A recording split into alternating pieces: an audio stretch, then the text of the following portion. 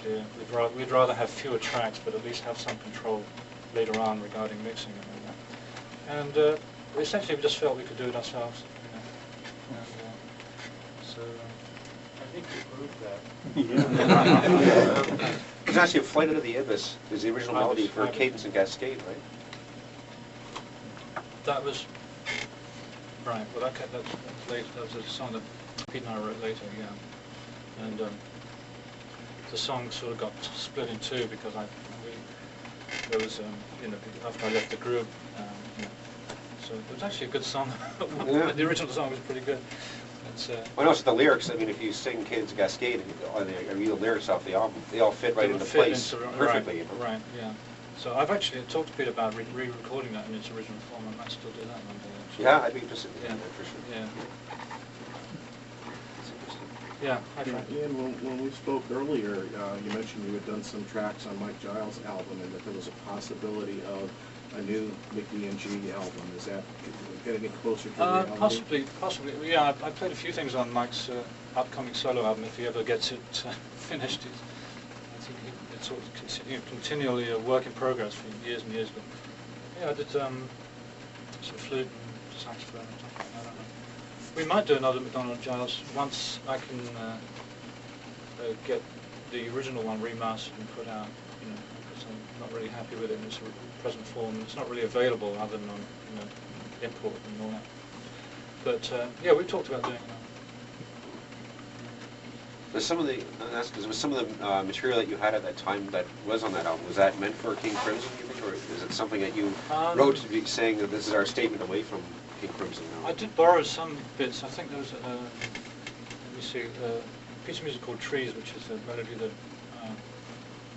I wrote. There was a little section of that I stole back and put in Birdman. Oh, right. It was slowly up and slowly down. So yeah, that's right. So I sort of I wrote that piece, but it was originally in the King Crimson. Oh, okay. So I borrowed that back. Right. And like Sweet and Sea, was that actually 3 different pieces of music at one time? No, it wasn't. I mean, I might have taken an idea that I'd previously written and incorporated it, but I'm trying to think. Yeah, I don't believe anything in Sweet and Sea was from King Crimson. Right. Wow. Yeah. Do you have a home studio that you develop songs and ideas? Do I now, or did I then? Do you now? I have very, very modest. It doesn't really function as a studio. I need to get with it and get a system that I can just actually record quickly. It's always seemed to be a little out of date, and I'm not very good with patch chords and all this sort of thing. So I had a little music room with a couple of keyboards and things like that. Do you have any children? Yeah, well, who does? Do you have any children? Yeah, I have a son, 21-year-old son. What does he do? He's in college. Is he following Daddy's footsteps? I don't know. I mean, he's got a group now. He plays guitar. He's got a college group, and he's talented in a lot of areas. So I'm not sure what he's going to do. He's a good writer and all around great kid. Right. Of course, I would say that. Yeah, but I don't know what he does. He does play guitar and writes songs. Right. He was on your new album, wasn't he? The Driver's Eyes. Yeah. Okay. I saw another McDonald credited on that album. Right. So, Yeah. Well, I wanted him to play something. It's an experience. So. At the end of Court of the Crimson King, is that a calliope? Because the instrument really is credited that. The kind of little whimsical thing he made. Yeah. That was. I'm not sure what the exact term for it. It's like a pipe organ of some kind that happened to be in the studio. It's a big, windpipes and things like that. I don't think it's a calliope. I don't really know what it is. It's some kind of harmonium or something. It's like a sort of a souped-up harmonium. It was much bigger and it has these pipes. And, in fact, the opening sound, the sort of rushing wind type sound before Schizoid was in fact this keyboard. And what we did, or what I did, was basically open as many keys as possible with like this, and so that there just wasn't air going through the instrument to actually produce the notes, because there were too many keys open, and so it just went. Oh yeah, like a It's breath like almost. gasping. Yeah. So That's that's actually the same instrument that does the calliope thing. It's kind of a nice bookend. Yeah. Yeah. I always wondered, you know, did that, was that part of the song, or somebody just, you know, said, let's, or maybe somebody was noodling around in the corner between takes, or what? Well, it was just a sort of coda. It's probably a spontaneous thing in the studio.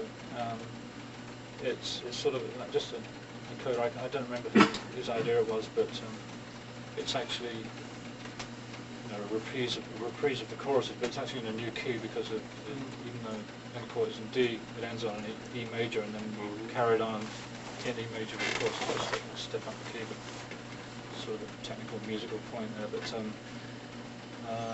then we just went crazy with the Mellotrons for the cacophony at the end. You know.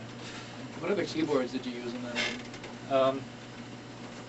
There was another stroke of luck. There was a Baldwin electric harpsichord that happened to be lying around the studio as well.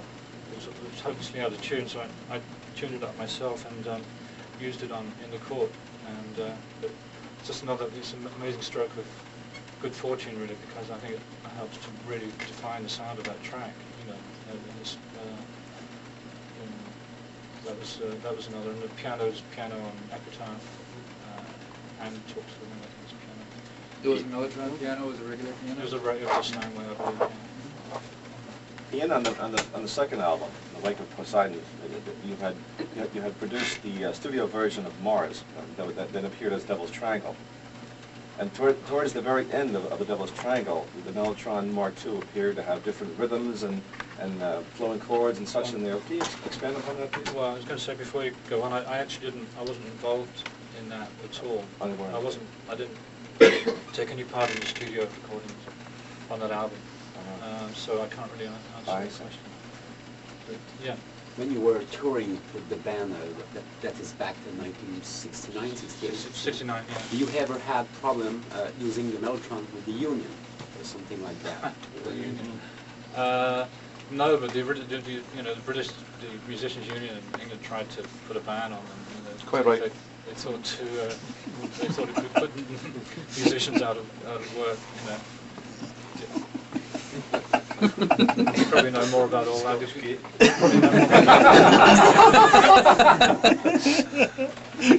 And I heard a story of one of the both Mellotron, you know, they have two, I think. One Mellotron went to Tony Banks because he was friend with Robert Fripp. Oh, yeah. Do you know about that? Not really. No. As far as I knew, I thought Fripp had them, but I'm not really. We'd have to ask the Streetly guys about that, because probably we don't know the answer. Make something up. Yeah. Make it interesting. Yeah. If you want to make it, we're not. How many actual Mellotron instruments were used on the album? Did you just have the one Mellotron at the time you did for the Crimson King album, or did you have two different instruments? We probably had two of them in the studio, because just as a safeguard, you know, we had two. But I probably ended up using just, you know, the same instrument over and over. I'm not sure if that's 113 or which instrument it is, but we ended up, using. I mean, we could have used two different ones. I'm not sure. But probably the same one. Just had it set up in the middle of the studio.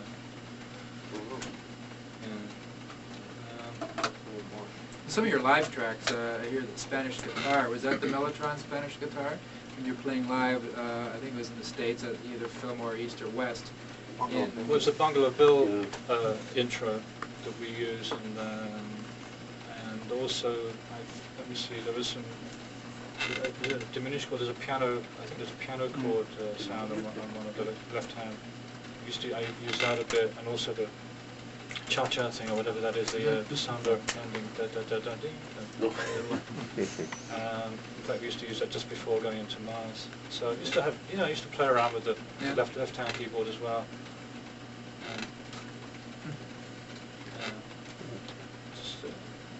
We used to have a lot of fun generally. I mean, King Crimson's got this sort of aura of sort of, being serious. This sort of being serious, but when we would play live, we were just goofing around a lot of the time, especially the improvisation.